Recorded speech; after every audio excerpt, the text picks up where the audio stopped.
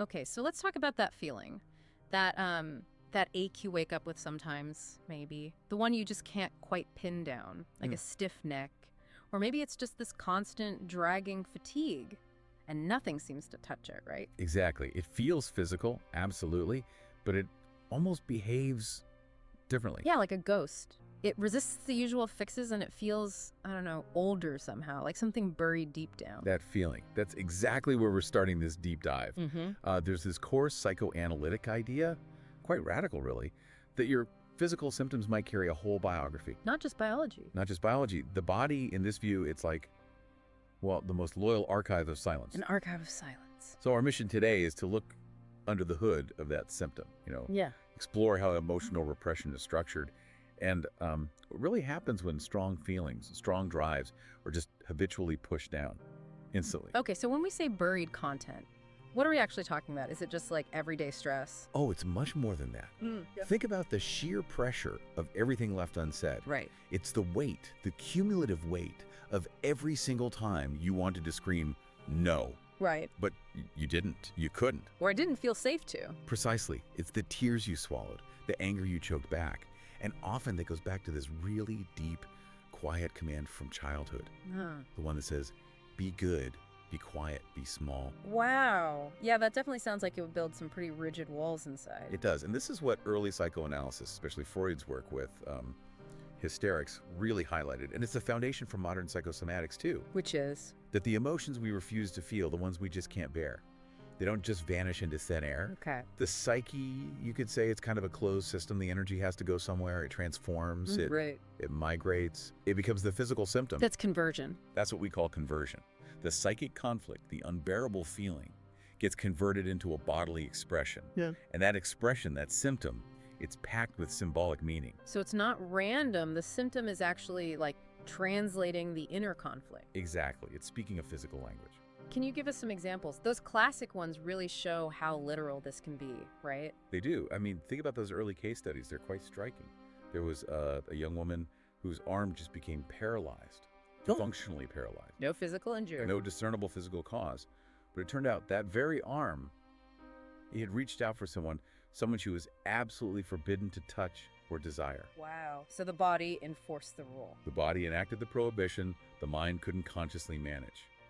Or the man who had these terrifying choking sensations, like his throat was closing up completely. And the trigger. It happened right after he tried to speak out, to voice a truth against his father's very strong authority. The symptom literally performed the impossibility of speaking that truth. Okay, that totally reframes how we might think about the body. It's less like a machine breaking down and more like a stage. A theater, precisely, where this unresolved conflict or this buried memory is just being replayed over and over. And it's demanding a witness, demanding we finally look at it? Yes. Which makes me want to ask you, the listener, when was the last time you really felt safe enough? Safe enough to just let go, to scream or sob, or even just feel pure rage without editing yourself? It's a tough question. For many people, the honest answer is maybe never, or at least not since they were very young children. We learn pretty quickly that those big feelings are bad or dangerous. We do. We get incredibly efficient at muting them. You know, that automatic smile when you actually want to spit nails. Or the quick I'm fine when you're really falling apart inside. Exactly. But that energy, that raw impulse, it doesn't just disappear. It gets shoved down, forced underground into the realm of the repressed. So repression isn't just forgetting something passively. It sounds like hard work. That's a really crucial distinction. It's not passive forgetting. It's not erasure. It's active displacement. It's the ego working incredibly hard, using a lot of energy to keep the unbearable feeling locked away. And it does that by changing it. By converting the raw emotion into something physical, something that feels paradoxically more manageable than the feeling itself. How so? Well, the unconscious mind might say, I absolutely cannot handle the intensity of this grief. And the body steps in, offering an alternative. Okay, then I'll carry the heat of it for you, as this persistent low-grade fever. Or rage becomes a migraine. Rage becomes a blinding migraine. A forbidden desire, maybe the urge to reach out or connect, might turn into a tremor or a sudden muscle weakness. The body literally absorbs the toxicity we won't let ourselves feel consciously. Which brings us right back to the body's language, how it speaks through these symptoms. It's like it becomes the mouth we couldn't open or the fist we couldn't clench. So let's talk about those specific examples, those encrypted messages you mentioned earlier. They feel really concrete. They're incredibly personal, often poetic. Like that intense burning knot so many people feel right between their shoulder blades. Yeah, I know that one. Often that's the physical trace of carrying immense emotional weight. Maybe it's the weight of responsibility you picked up when you were, say, 8 years old. Like a silent promise. A silent vow you made back then, maybe, to never burden someone or to always be the strong one. You're literally holding up the world with your shoulders, and they scream under the strain. And what about that burning in the stomach? People assume it's diet, right? Sometimes it is, of course. But very often that burning sensation is the acid of resentment. Pure, undigested resentment you've had to swallow for years. Towards who? Could be anyone. A partner, a critical parent, a demanding boss. Resentment you felt you absolutely couldn't express. So you digest it instead, literally. And numbness, like numb hands. That can often symbolize a paralysis of agency. It might pinpoint the moment, often unconscious, when you decided your choices didn't matter anymore, or that reaching out for what you wanted was simply too dangerous, too risky. So the hands go numb. This raises a really important question, though, and I imagine some listeners are thinking this. How on earth do we tell the difference? You know, between a straightforward physical problem, a pinched nerve, say, and a symptom loaded with all this emotional history, aren't we in danger of dismissing real medical issues? That's the absolute key challenge, isn't it? And it demands really careful, nuanced listening, both from clinicians and from ourselves.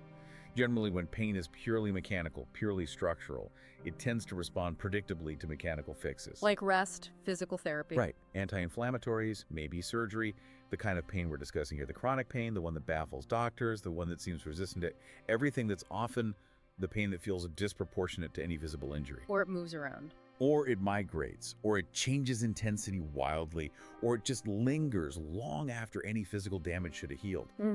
Conventional medicine speaks the language of biology. You know, inflammation levels, cortisol, nerve compression tests. Okay.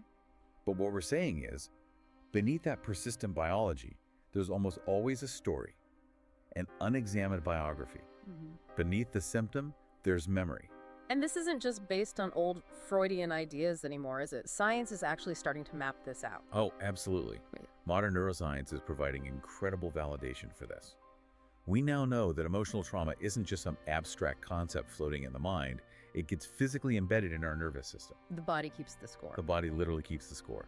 Your amygdala, the brain's little alarm bell, remembers the original threat vividly and can get triggered by things that only symbolically resemble it. Your vagus nerve remembers the freeze response, the shutdown. Even your gut bacteria, the biome, seem to hold a memory of chronic fear or stress. These systems don't just forget. They hold on to the past physically until the pressure builds too high or until we find a way to safely process it. Let's talk about that pressure then, because maintaining this silence, holding everything down, it sounds exhausting. It is profoundly exhausting. And the adult might look totally put together on the surface. Successful, calm, collected. It could be a high-flying executive, perfectly composed. But inside, they're running this constant, high-energy psychological operation just to keep the lid on everything. That's a perfect way to put it. That's the core effort. Repression is, as we said, active forgetting. It's the ego's daily strenuous labor. Think about trying to hold a big beach ball underwater all day long. It takes constant effort. Constant intense energy, so that inexplicable fatigue you might feel. A huge part of that is often just the sheer, ongoing energetic cost of maintaining that silence, of holding down that boiling pot of unconscious feelings and desires. And we manage this huge effort using our defense mechanisms, right? These are the sort of psychological tools we deploy. Exactly. And they're brilliant in a way. They develop to protect us from overwhelming pain, usually in childhood, but they can also become prisons later on. Like what? What are some common ones? Well, the most straightforward is probably denial. Just, it's nothing. It's just stress. I probably just slept funny. Or maybe, oh, it's just bad luck or bad genetics. Denial basically slams the door on any deeper investigation. Stops it right there. Yep. Then you have intellectualization. This one's quite sophisticated. How does that work? It's where you dive into analyzing everything around the pain. You research every possible biological marker, read every study, consult endless specialists. You become an expert on the symptom. Precisely to avoid feeling the emotional core of it. Exactly. The intellectual pursuit, the quest for the perfect label or explanation, becomes the way you sidestep the actual feeling. That makes a lot of sense. Okay, what about reaction formation? That sounds complex. It's subtle but powerful. Reaction formation is where you consciously feel and express the exact opposite of the unconscious forbidden impulse. Give me an example. Okay, so if deep down you harbor a lot of intense, maybe terrifying rage, perhaps from childhood experiences, you might become obsessively kind, overly agreeable, pathologically passive, always putting others first. Because you're terrified of the monster inside. Terrified of your own potential for aggression. Yeah. You become the absolute opposite, often to the detriment of your own needs and boundaries. You perform exaggerated kindness to keep the rage locked down.